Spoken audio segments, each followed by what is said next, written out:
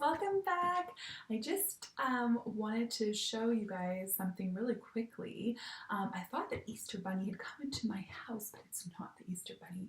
Guess who it is? It has a tail and a wet black nose. Did you guess my dog Olive? You're right. So she's right here. So I'm going to change the camera so you can say hi to her. Can you guys say hi, Olive? Okay, let me just get her. I'm going to get the camera so you can see her. Oh, there she is. Here, Olive, sit. There's good Olive puppy. Oh, she missed it. Can you guys say hi, Olive? Hi, Olive. Olive, look up. Sit. Good girl. Can you give paw? Oh, not today. So there's Olive. She's listening to our lesson. There you go. Wow, so you got to see my dog Olive. That's so fun. That's something really cool because if we were in the classroom, you definitely would ever get to see her in the classroom. So this is so fun because, like I said, on our very first lesson, it's super fun because I get to come into your home and you are coming into my home. So cool. Okay, so we're going to just continue with our lesson from before, and I hope you thought the eggs were cool, and also I gave you guys a little printout. Let's see, Olive's here now. She's smelling.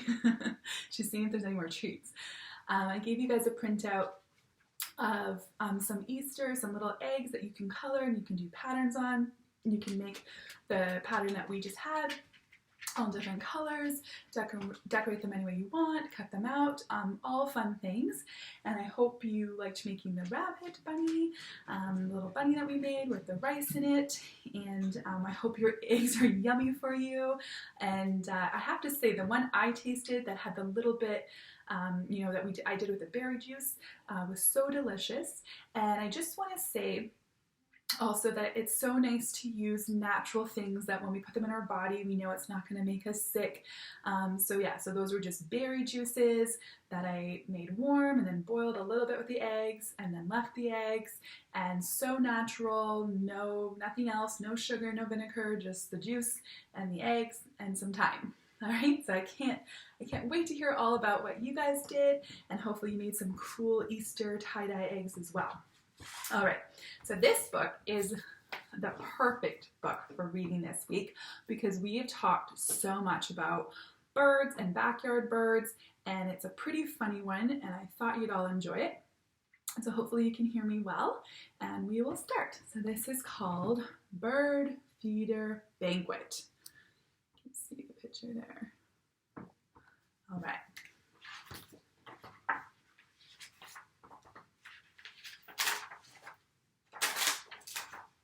Some big old birds.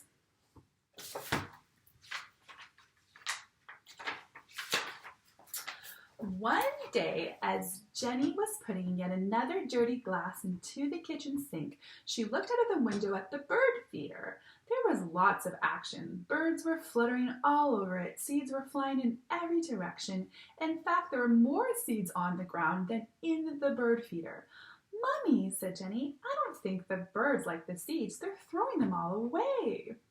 "Oh no," said Jenny's mother. "That's the finest blend of grains and sunflower seeds available. What's more, they were selling it at a very good price." Said Jenny as she put her coat on and went out into the backyard. She reached up into the bird feeder, took out a handful of bird seed, and popped it into her mouth. "Yuck! Pooey! This stuff tastes awful. No wonder the birds won't eat it."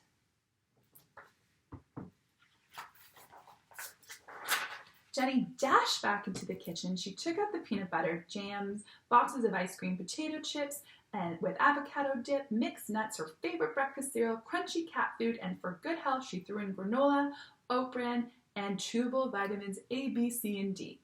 She stuffed it all into 2 huge shopping bags and dragged them out to the bird feeder. The next day, Jenny looked out the kitchen window. Wow, there were birds everywhere, happily squawking and chirping as they gobbled up Jenny's amazing new bird feed mixture.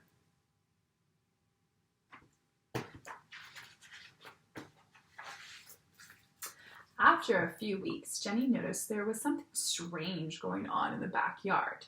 Things started to look like they were made of rubber. The telephone lines drooped down like wet spaghetti. The branches on the trees and bushes all seemed to drag on the ground. The bird feeder was leaning to the left, the fence was leaning to the right, and the cat was acting nervous and wouldn't leave the house. But the strangest thing was that the birds seemed bigger. They were bigger. They were enormous. Uh-oh, said Jenny. Maybe my amazing new bird feed mixture is too good. Those birds just can't stop eating. I better not feed them for a while.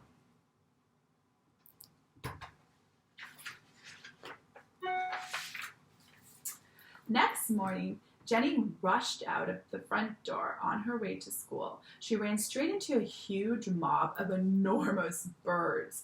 They stared at Jenny.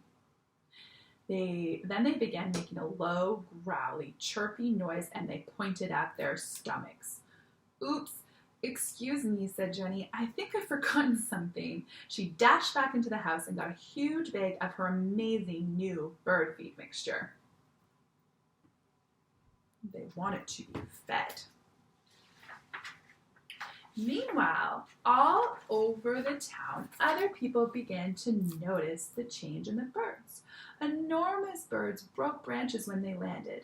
They used clotheslines as skipping ropes, and they kicked out roof shingles to use as frisbees. For fun, they would chase cats and dogs. They loved to practice dive bombing. Their favorite targets were bald men and clean cars. The townspeople had to carry umbrellas, even on sunny days. To top it all off, their loud chirping woke everybody up at the crack of dawn.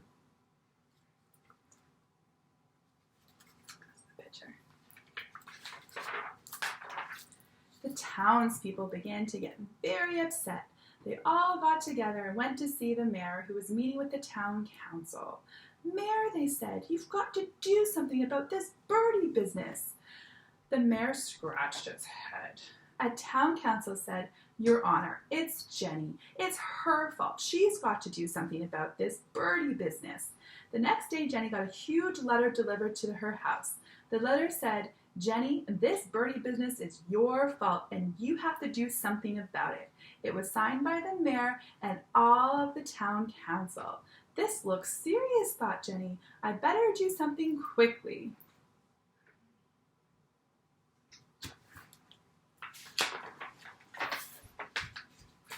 There's that one picture. The next day, Jenny brought her family tape player into the backyard. She started to play her mother's exercise tape, and sure enough, the birds turned up, thinking it was time to eat again. Okay, you enormous birds, let's go, said Jenny. 3 more, 2 more, 1 more. Shake those tails, stretch those feathers, make it burn, make it burn. The birds liked the music at first, then they got bored.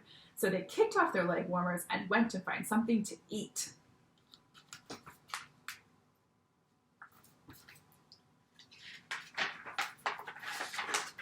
But the next day, Jenny had an even better idea. She placed some mirrors all over the backyard. She hung them from the tree branches, from the bushes, and she stuck them into the ground in a circle around the bird feeder. Once those greedy eaters see themselves in the mirrors, they'll have had enough, thought Jenny, feeling proud of herself and her brilliant plan. The birds loved it. They grinned and made faces. They fixed their feathers into all kinds of strange shapes. They showed off, they strutted their stuff, and moonwalked in front of the mirror for hours and hours. I give up, yelled Jenny in disgust. But the birds didn't. They ate everything and anything their eyes could see. They ate hot dogs, they ate jelly donuts, they even were seen stopping traffic to eat gum off the streets. Oh my goodness. Fall came. The days got cooler, the leaves began to change color, and the birds were bigger than ever. One afternoon, Jenny went to the garden shed to get a rake. There in the yard were all the birds whistling and chirping as they were packing. They were stuffing their backpacks and little travel bags with swimsuits, shorts, sunglasses, straw hats, and suntan lotions. Yippee! Yelled Jenny. The birds are leaving! They're going south. They're leaving. They're leaving. They're leaving. She jumped on her bike, pedaled as fast as she could to the town hall and told the mayor and all the town council, the bird business is over, the problem is solved, the birds are leaving town.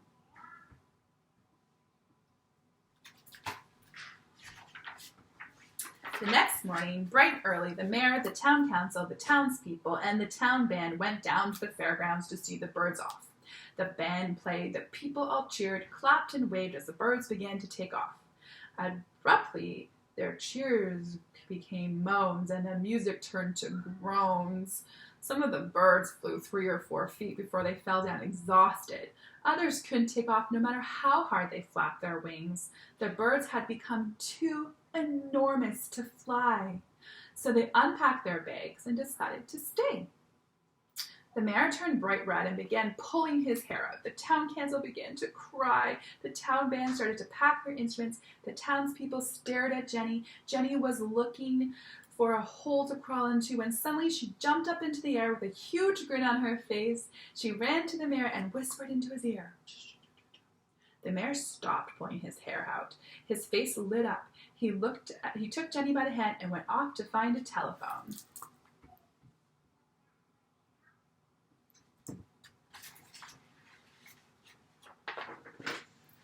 A short time later, there was a loud rumbling noise in the sky, and suddenly a huge airplane flew in low over the horizon. The plane circled overhead once, then landed on the field in the middle of the fairground. As it came to a stop, the pilot poked his head out of the cockpit window and yelled, "Southbound Birdie Buffet! All you can eat, climb on board." So there, the birds are getting on the plane. All the birds began chattering and chirping and hopping up and down with excitement. They waddled up the ramp and into the plane. In a few minutes, they were all on board. The ramp went up and the plane took off.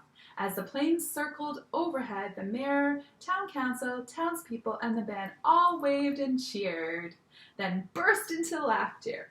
Painted on the other side of the plane were the words, "Health Spa." Good thing birds can't read, thought Jenny, as she waved goodbye. Yeah, see the picture.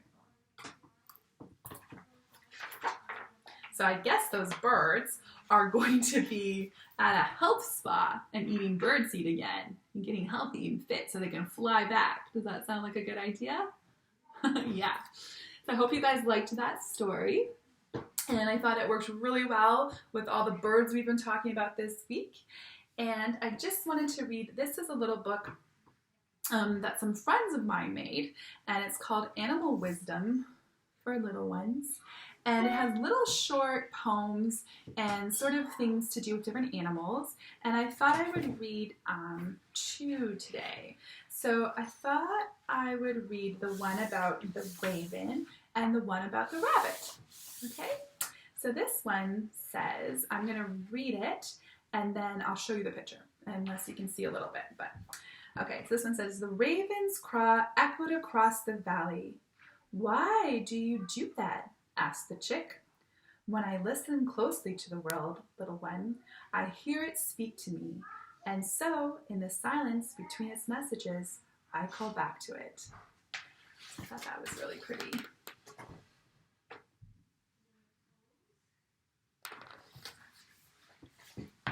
And the other one is the rabbit one. "Come on out," the rabbit called to her baby. "I'm scared, Mama. It's so big out there." "I felt that way at first, but you will soon find that there are wonderful things out here for you to explore." Mama smiled. "Besides, you will always have a warm, cozy burrow to come home to." Here's the picture of the rabbit. And that one's so nice because it sort of reminds us that no matter what we do, no matter what we're experimenting with, no matter what we're trying to learn, we always have our home to come back to. We always have the things that we know in our hearts and our bodies and our minds to rely on. And it's good to try and to explore. And I know all my friends have been doing so many great lessons and pushing themselves and following up with the work at home. I'm so proud of you, and I can't wait to see all of the work in person when we get back together again. I can't wait to see it all. So keep sending me your pictures, and yeah, I hope you all have a great weekend and a happy hoppy Easter, and yeah, I'll see you on Monday. Okay, oh, I'm going to hold up my heart. Say bye, my friends, from my heart to yours. And I'm going to hold up my rainbow to all of my friends connected here in this lesson today. I love you, and I hope we all have a great weekend, and I'll see you on Monday. Okay, bye.